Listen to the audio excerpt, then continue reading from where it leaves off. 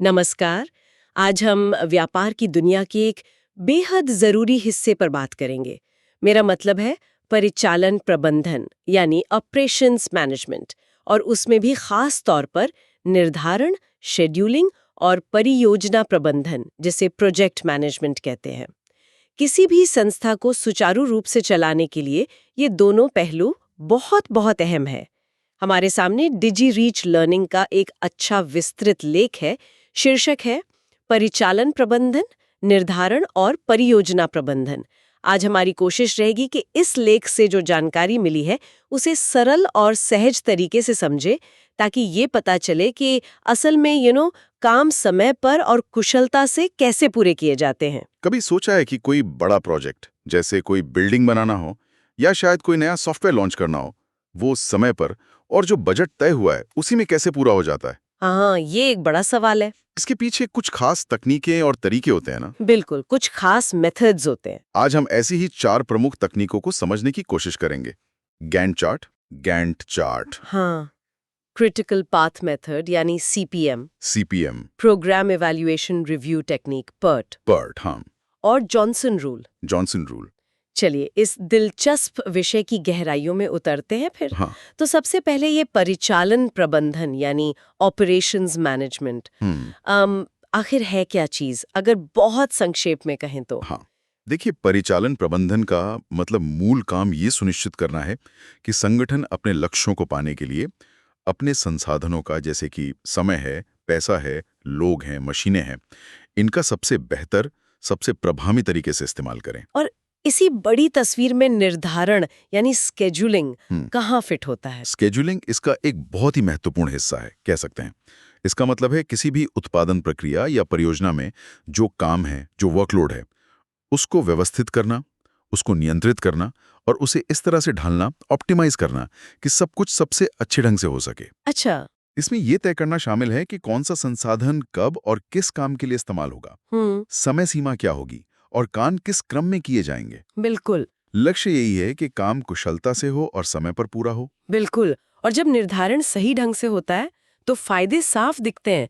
मतलब मशीनें या लोग बेकार नहीं बैठे रहते, डाउन टाइम कम होता है, सही। लागत घटती है और पूरी प्रक्रिया एकदम स्मूथ चलती है। हाँ, मक्खन की तरह। ये सिर्फ फैक्ट्रियों तक ही सीमित नहीं है ना? नहीं, बिल्कुल नहीं, ये तो हर जगह है। निर्माण उद्योग में देख लीजिए, कंस्ट्रक्शन में, हाँ। सेवा क्षेत्र में, सर्विस इंडस्ट्री में, यहाँ तक के आईटी प्रोजेक्ट्स में भी सब पे लागू होता है। जैसे एक फैक्ट्री मशीनों के इस्तेमाल का शेड्यूल बना सकती है, एक कंस्ट्रक्शन कंपनी बिल्डिंग बनाने के अलग अलग चरणों का शेड्यूल बना सकती है, या अस्पताल में ऑपरेशन का शेड्यूल। हाँ बिल्कुल, एक अस्पताल मरीजों के ऑपरेशन का शेड्यूल बना सकता है। आज हम जिन तकनीकों की बात करेंगे वो मजबूत और असरदार शेड्यूल बनाने में मदद करती हैं। ठीक है, तो ये तो हुई स्केड्यूलिंग की बात। अब आते हैं परियोजना प्रबंधन यानी प्रोजेक्ट मैनेजमेंट पर। ये स्केड्यूलिंग से कैसे जुड़ा है या अलग है? देखिए, जुड़ा तो है लेकिन फोकस थोड़ा अलग है। परियोजना प्रबंधन का फोकस होता है किसी खास, मतलब एक बार के प्रोजेक्ट को सफलतापूर्वक पूरा करना, और प्रोजेक्ट की अपनी कुछ सीमाएं होती हैं, जैसे एक निश्चित समय होता है, टाइम लिमिट, हाँ। एक तय बजट होता है और गुणवत्ता, क्वालिटी का एक स्तर होता है। तो परियोजना प्रबंधन इन सीमाओं के अंदर रहते हुए प्रोजेक्ट की योजना बनाने, उसे व्यवस्थित करने और उसकी पूरी निगरानी करने का काम है। तो मुख्य अंतर ये हुआ कि परिचालन रोजमर्रा के काम है, रेगुलर ऑपरेशंस, और परियोजनाएं कुछ समय के लिए चलने वाले खास काम ना होता है, जैसे कोई नया प्रोडक्ट बनाना, कोई सॉफ्टवेयर डेवलप करना या कोई ब्रिज बनाना। और अच्छे परियोजना प्रबंधन के लिए व्यवस्थित तरीके चाहिए होते हैं। और जैसा हमने अभी बात की, निर्धारण या शेड्यूलिंग इसका एक अहम हिस्सा है। ओके। ये प्रोजेक्ट के कामों को पूरा करने का एक तरह से रोड मैप देता है। चलिए अब उन तकनीकों पर आते हैं जो इसमें मदद करती हैं। सबसे पहले गैंट चार्ट। ये नाम तो काफी सुना हुआ लगता है। हाँ, गैंट चार्ट शायद सबसे ज्यादा इस्तेमाल होने वाला और दिखने में सबसे सरल टूल है। इसे 20वीं सदी की शुरुआत में हेनरी गैंट ने विकसित किया था। मूल रूप से ये एक विजुअल चार्ट है, एक तस्वीर जैसा, जो दिखाता है कि प्रोजेक्ट के कौन से काम कब शुरू होंगे और कब खत्म होंगे, सब एक टाइमलाइन पर। यानी एक तरह का विजुअल टाइम टेबल। इसे बनाते कैसे हैं? क्या होता है इसमें? हाँ, कह सकते हैं। हर काम को एक हॉरिजॉन्टल बार, मतलब एक लेटी हुई पट्टी से दिखाया जाता है। पट्टी की लंबाई बताती है कि काम कितने दिन या हफ्ते चलेगा। अच्छा। ये चार्ट ये भी दिखाता है कि कौन सा काम किस पर निर्भर है। मतलब कौन सा काम शुरू होने से पहले किस काम का खत्म होना जरूरी है, इसे डिपेंडेंसी कहते हैं। हाँ हाँ। साथ ही जरूरी पड़ाव, माइलस्टोन्स और किस काम में कौन से संसाधन लगेंगे, ये भी दिख सकता है। कोई उदाहरण दे सकते हैं कि ये असल में कैसा दिखेगा? मान लीजिए सॉफ्टवेयर डेवलपमेंट का उदाहरण लेते हैं। जरूर। मान लीजिए एक सॉफ्टवेयर बनाने का प्रोजेक्ट है, तो गैंट चार्ट में कोडिंग, टेस्टिंग, डॉक्यूमेंटेशन और डिप्लॉयमेंट जैसे काम अलग-अलग बार के रूप में दिखेंगे, टाइमलाइन पर फैले हुए। और अगर टेस्टिंग तभी शुरू हो सकती है जब कोडिंग पूरी हो जाए, जो कि अक्सर होता है। हाँ बिल्कुल, तो कोडिंग वाले बार के अंत से टेस्टिंग वाले बार की शुरुआत तक एक तीर बना होगा। ये निर्भरता दिखाता है। एक नजर में देख सकते हैं कि प्रोजेक्ट कहां तक पहुंचा है, आगे क्या करना है और कौन से काम एक साथ चल सकते हैं। ये प्रोजेक्ट की स्थिति को बाकी लोगों जैसे क्लाइंट्स या मैनेजमेंट यानी हितधारकों, स्टेक होल्डर्स को समझाने में भी बहुत मददगार होता है। और इससे रुकावटें भी पकड़ में आ जाती होंगी। हाँ, इससे ये पहचानना भी आसान हो जाता है कि कहीं कोई रुकावट, कोई बॉटलनेक तो नहीं आ रही। लेकिन क्या ये हर तरह के प्रोजेक्ट के लिए कारगर है? जैसे आपने कहा आईटी प्रोजेक्ट्स, उनमें तो कई बार चीजें बदलती रहती हैं, अनिश्चितता होती है। यही इसकी सीमा सामने आती है। गैंट चार्ट ये मानकर चलता है कि हर काम का समय निश्चित है, फिक्स्ड है। जिन प्रोजेक्ट्स में बहुत ज्यादा अनिश्चितता होती है या कामों के बीच बहुत जटिल निर्भरताएं होती हैं, वहां गैंट चार्ट कम प्रभावी हो सकता है। अगर किसी काम में अनुमान से ज्यादा समय लग जाए, तो पूरे चार्ट को अपडेट करना पड़ता है, जो बड़े प्रोजेक्ट्स में थोड़ा मुश्किल हो सकता है। अच्छा, तो ये तो हुई विजुअल प्लानिंग की बात, लेकिन अगर हमें ये पता करना हो कि कौन से काम सबसे ज्यादा जरूरी हैं, मतलब ऐसे काम जिन पर देरी का असर सीधे पूरे प्रोजेक्ट पर पड़ेगा, तब क्या? उसके लिए एक और शक्तिशाली तकनीक है, क्रिटिकल पाथ मेथड या सीपीएम। ये एक गणितीय तरीका है, मैथमेटिकल अप्रोच, जो प्रोजेक्ट के उन कामों की श्रृंखला, मतलब एक सीक्वेंस को पहचानता है जिनमें कुल मिलाकर सबसे ज्यादा समय लगता है। इसी श्रृंखला को क्रिटिकल पाथ कहते हैं। क्रिटिकल पाथ यानी सबसे महत्वपूर्ण रास्ता। इसका क्या मतलब है, जरा और समझाएंगे? इसका मतलब है कि इस क्रिटिकल पाथ पर आने वाले किसी भी काम में अगर जरा भी देरी हुई, जरा सा भी स्लिपेज हुआ, तो पूरा प्रोजेक्ट देर से खत्म होगा। ये तय है। ओ, ये रास्ता प्रोजेक्ट को पूरा करने की न्यूनतम संभव अवधि, मतलब मिनिमम पॉसिबल ड्यूरेशन तय करता है। इसलिए प्रोजेक्ट मैनेजर का ध्यान सबसे ज्यादा इसी क्रिटिकल पाथ पर होता है। इसे लागू कैसे करते हैं? क्या ये भी गैंट चार्ट जैसा विजुअल है या कुछ और है? इसे लागू करने के लिए पहले प्रोजेक्ट को छोटे-छोटे कामों या एक्टिविटीज में तोड़ा जाता है। हर काम में कितना समय लगेगा, इसका अनुमान लगाया जाता है और ये तय किया जाता है कि कौन सा काम किस पर निर्भर है। डिपेंडेंसीज, हाँ, डिपेंडेंसीज। फिर इन कामों और उनकी निर्भरताओं को दिखाने के लिए एक नेटवर्क डायग्राम बनाया जाता है। ये फ्लो चार्ट जैसा दिख सकता है, जिसमें बॉक्सेस और एरोज होते हैं। ठीक है। मान लीजिए एक घर बनाने का प्रोजेक्ट है। इसमें नींव खोदना, दीवारें बनाना, छत डालना जैसे काम होंगे। बिल्कुल। और जाहिर है, छत डालने का काम दीवारें बनने के बाद ही शुरू हो सकता है। बिल्कुल। सीपीएम इसी तरह की निर्भरताओं को मैप करता है। फिर कुछ गणितीय गणनाओं के जरिए हर काम के लिए यह पता लगाया जाता है कि वो जल्द से जल्द कब शुरू और खत्म हो सकता है, जिसे कहते हैं अर्लीस्ट स्टार्ट और अर्लीस्ट फिनिश टाइम। अच्छा। और देर से देर कब शुरू और खत्म हो सकता है, जिसे कहते हैं लेटेस्ट स्टार्ट और लेटेस्ट फिनिश टाइम। और इससे क्रिटिकल पाथ कैसे पता चलता है, इन अर्लीस्ट और लेटेस्ट टाइम से? जिन कामों को देर से शुरू करने की कोई गुंजाइश नहीं होती, मतलब जिनका अर्लीस्ट स्टार्ट और लेटेस्ट स्टार्ट टाइम एक ही होता है, उनमें कोई स्लैक टाइम या फ्लोट नहीं होता। फ्लोट मतलब छूट? हाँ, कह सकते हैं देरी करने की छूट। तो जिन कामों में ये छूट बिल्कुल नहीं होती, जीरो फ्लोट होता है। ऐसे ही सारे काम मिलकर क्रिटिकल पाथ बनाते हैं। इन कामों पर फोकस करके मैनेजर ये सुनिश्चित करते हैं कि संसाधन सही जगह लगे और प्रोजेक्ट समय पर रहे। तो सीपीएम उन प्रोजेक्ट्स के लिए ज्यादा फायदेमंद है जहां कामों का समय मोटा-मोटी पता हो, जैसे निर्माण या मैन्युफैक्चरिंग? हाँ बिल्कुल। जहां कार्य और उनकी अवधि काफी हद तक निश्चित होती है, वेल डिफाइंड होती है, वहां सीपीएम बहुत मूल्यवान साबित होता है। ये प्रोजेक्ट को समय पर पूरा करने के लिए एक स्पष्ट दिशा देता है, एक फोकस देता है। लेकिन इसकी भी सीमा होगी, जैसे गैंट चार्ट की थी, अनिश्चितता वाली। हाँ, सीपीएम की भी वही मुख्य सीमा है। ये मानकर चलता है कि हर काम का समय निश्चित है, फिक्स्ड ड्यूरेशन। अगर किसी प्रोजेक्ट में बहुत अनिश्चितता है, जैसे research and development, R&D project, जहां पता नहीं होता कि कोई रिसर्च कितने दिन चलेगी। एग्जैक्टली जहां पता नहीं होता कि किसी काम में कितना समय लगेगा, वहां CPM शायद सबसे उपयुक्त ना हो। और यही ये सवाल खड़ा होता है कि भाई अनिश्चितता से कैसे निपटा जाए। तो क्या अनिश्चितता से निपटने के लिए भी कोई तकनीक है? बिल्कुल है। यहीं पर प्रोग्राम इवैल्यूएशन रिव्यू टेक्निक यानी PERT काम आती है। PERT इसे खासतौर पर ऐसे ही प्रोजेक्ट्स के लिए डिजाइन किया गया है जहां कामों की अवधि अनिश्चित होती है। इसे 1950s के दशक में अमेरिकी नौसेना ने अपनी पोलैरिस मिसाइल परियोजना के लिए विकसित किया था, जो उस समय एक बेहद जटिल और अनिश्चितताओं से भरा प्रोजेक्ट था। तो ये R&D जैसे प्रोजेक्ट्स के लिए बहुत उपयोगी है। तो ये PERT CPM से अलग कैसे काम करती है? नेटवर्क डायग्राम तो इसमें भी होता है, आपने कहा। हाँ, PERT भी CPM की तरह नेटवर्क डायग्राम का इस्तेमाल करती है, कामों और उनकी निर्भरताओं को दिखाने के लिए। लेकिन मुख्य अंतर समय के अनुमान में है।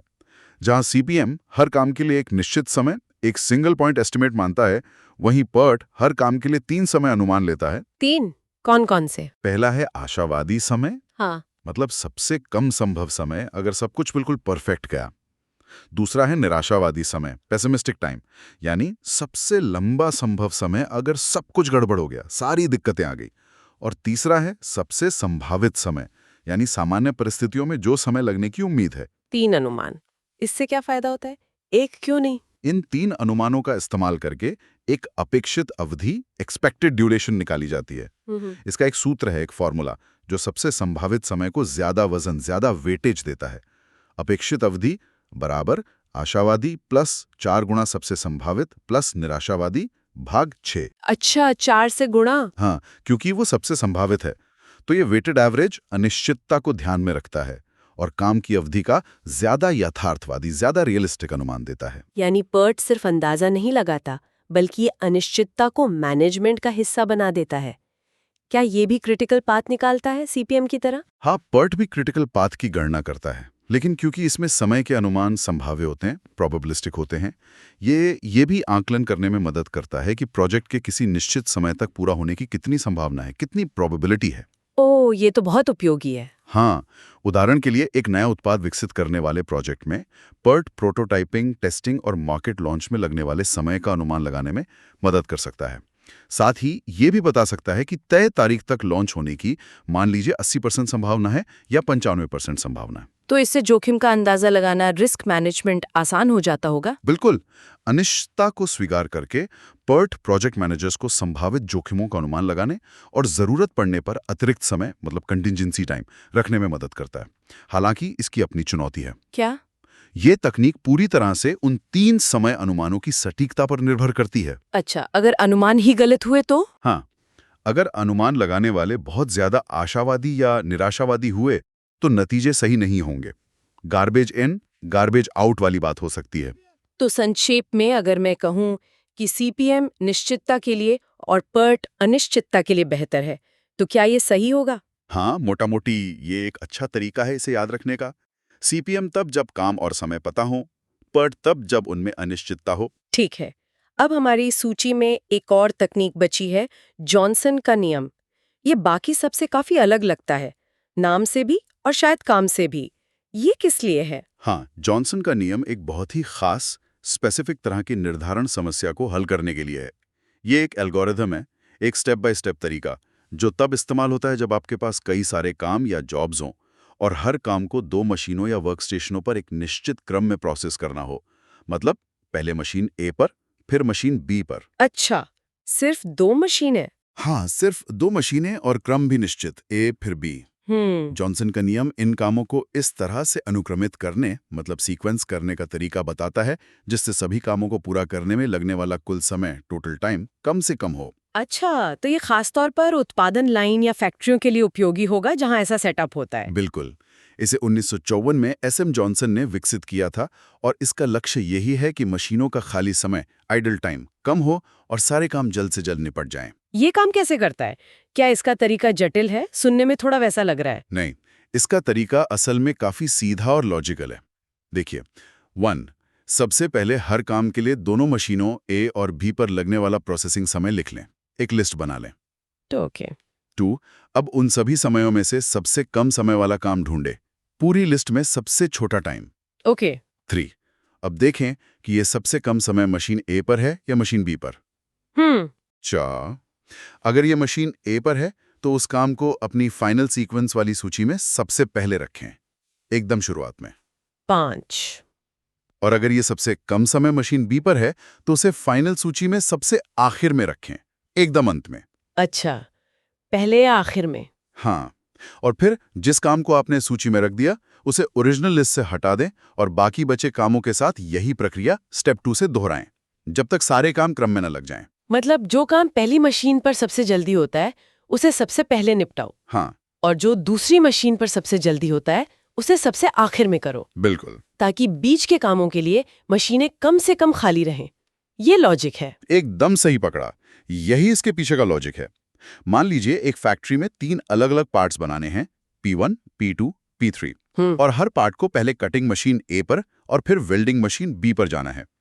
जॉनसन के नियम का इस्तेमाल करके मैनेजर ये तय कर सकते हैं कि किस पार्ट को पहले काटें और वेल्ड करें, फिर किसको, ताकि कुल समय कम से कम लगे। तो ये 2 मशीन वाली समस्या के लिए तो बहुत प्रभावी लगता है, ऑप्टिमल सॉल्यूशन देता है। हाँ, उस विशिष्ट स्थिति के लिए ये इष्टतम ऑप्टिमल समाधान देता है। ये गारंटीड है कि इससे कम समय नहीं लग सकता, लेकिन इसकी सीमा भी यही है। क्या सीमा है इसकी? आपने कहा सिर्फ 2 मशीनें? हाँ, ये नियम सिर्फ 2 मशीनों के लिए बनाया गया है।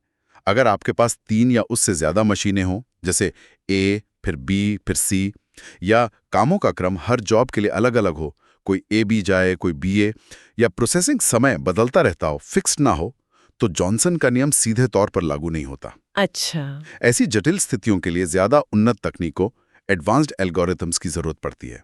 लेकिन फिर भी 2 मशीन वाली कई वास्तविक समस्याओं के लिए ये उत्पादन शेड्यूलिंग में एक बहुत उपयोगी टूल है, खासकर विनिर्माण क्षेत्र में। तो हमने 4 अलग-अलग तकनीकें देखी, गैंट चार्ट, सीपीएम, पर्ट और जॉनसन रूल। क्या ये सब अलग-अलग ही इस्तेमाल होती हैं या इन्हें एक साथ मिलाकर भी इस्तेमाल किया जा सकता है? बिल्कुल, ये सवाल मन में आ रहा है। ये एक बहुत अच्छा सवाल है और इसका जवाब है हाँ, बिल्कुल। ये तकनीकें अलग-अलग जरूरतें पूरी करती हैं, लेकिन असल दुनिया में इन्हें अक्सर एक साथ या मिलाकर इस्तेमाल किया जाता है, ताकि एक ज्यादा मजबूत और ज्यादा लचीली, फ्लेक्सिबल निर्धारण प्रणाली बनाई जा सके। कैसे? कोई उदाहरण दे सकते हैं कि ये कॉम्बिनेशन कैसा दिखेगा? बिल्कुल। सोचिए एक प्रोजेक्ट मैनेजर है। वो शायद प्रोजेक्ट की पूरी टाइमलाइन और प्रगति को देखने के लिए गैंट चार्ट का इस्तेमाल करें। क्योंकि वो विजुअल है, समझने में आसान है। ठीक है। फिर सबसे महत्वपूर्ण कामों यानी क्रिटिकल पाथ की पहचान करने और ये सुनिश्चित करने के लिए कि उन पर ध्यान दिया जाए, वो सीपीएम का विश्लेषण कर सकता है। और अगर प्रोजेक्ट के कुछ हिस्सों में समय को लेकर अनिश्चितता है, जैसे कोई नई टेक्नोलॉजी इस्तेमाल हो रही है, तो वो उन हिस्सों के लिए पर्ट का इस्तेमाल कर सकता है, ताकि जोखिम का बेहतर अंदाजा लग सके और संभाव्यता का पता चले। अच्छा, तो जरूरत के हिसाब से मिक्स एंड मैच कर सकते हैं। बिल्कुल। और आजकल तो शायद सॉफ्टवेयर भी इसमें मदद करते होंगे। ये सब हाथ से करना तो मुश्किल होगा बड़े प्रोजेक्ट्स में। हाँ, बिल्कुल, आप सही कह रही हैं। आधुनिक परियोजना प्रबंधन सॉफ्टवेयर जैसे माइक्रोसॉफ्ट प्रोजेक्ट है, प्रिमावेरा है, असाना, जीरा जैसे कई टूल्स हैं। ये अक्सर इन तकनीकों को गैंट चार्ट, सीपीएम, पर्ट के सिद्धांतों को अपने अंदर समेटे होते हैं। अच्छा।